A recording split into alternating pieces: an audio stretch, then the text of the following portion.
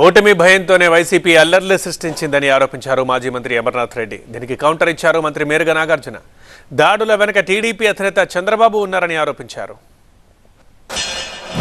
రాష్ట్ర వ్యాప్తంగా జగన్మోహన్ రెడ్డి ప్రభుత్వానికి ఆ నాయకులకు ఈ ఎన్నికల్లో ఓడిపోతామనేటువంటి భయం క్లియర్ కట్గా నిన్న జరిగినటువంటి సంఘటనను ఒకసారి చూస్తే మనకు అర్థమవుతుంది.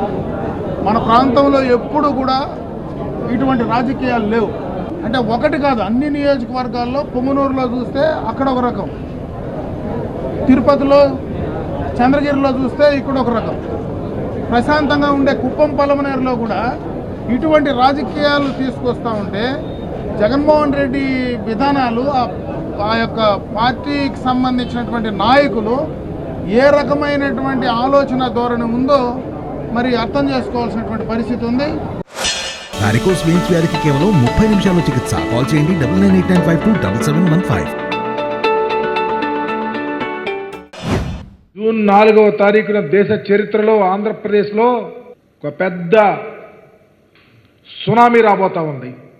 వైఎస్ఆర్ కాంగ్రెస్ పార్టీ గొప్ప విజయాన్ని నమోదు చేసుకోవటానికి ఆస్కారం కలుగుతా ఉంది. పర్టికులర్గా పేదల మీద వైఎస్ఆర్ కాంగ్రెస్ పార్టీకి ఓటేశారు, వైఎస్ఆర్ కాంగ్రెస్ పార్టీకి అండగా ఉండాలని ఎస్సీ ఎస్టీ బీసీ మైనారిటీల మీద దాడులు చేస్తున్నటువంటి తీరు ప్రజలంతా గమనిస్తూనే ఉన్నారు.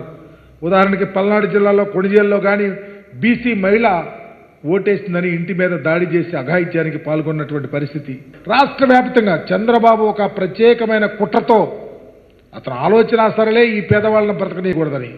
ఎప్పుడు ఈ పేదవారు జగన్మోహన్ రెడ్డి గారి వెంట నడిచారో, జగన్మోహన్ రెడ్డి గారికి కొమ్ము కాశారో, అతనికి ఎక్కడ లేని ఉక్రోషం వచ్చి ఈరోజు దాడులు చేయిస్తా ఉన్నాడు.